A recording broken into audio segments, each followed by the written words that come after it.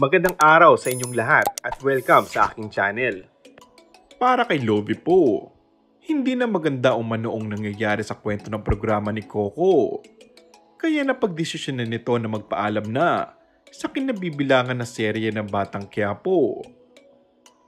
Ayon sa blind item, tila si Lovie ang tinutukoy ng isang source at ang paggali sa kanilang programa para mapangalagaan nito ang imahe niya bilang artista. Matagal umano ng palaisipan sa aktres dahil iba daw ang napag-usapan nila na mangyayari sa programa.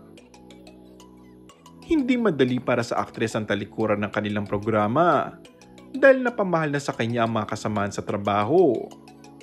Pero mas pinahalagaan niya ang respeto dahil hindi niya na daw gusto yung mga nangyayari at mga mangyayari. Sayang nga, at pangarap din pala talaga ni Lovie po na sundan ang yapak ng kanyang yumaong ama na si The King of Philippine Movies Fernando Poe Jr. pagdating sa pagdedirect at paggawa ng story sa pelikula. Pero may rason naman talaga si Mokang at valid naman yung nararamdaman niya dahil nga pelikula yon ng kanyang ama.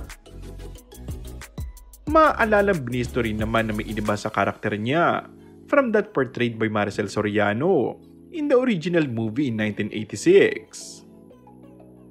Kaliwat kanan nga ang reaksyon ng mga taga-subaybay ng FPJ's Batang Quiapo dahil bakit binago ang script?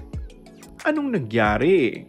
At nasaan na ang eksena na naghahalikan sina Mokang at Tanggol sa harapan ng Quiapo Church na nahuli sila ni Albert at nagkabunutan ng baril at nagulat sa huli dahil ang lalaking kamukha niya na matagal niya nang hinahanap ay kaharap na niya at karelasyon ng kanyang asawa.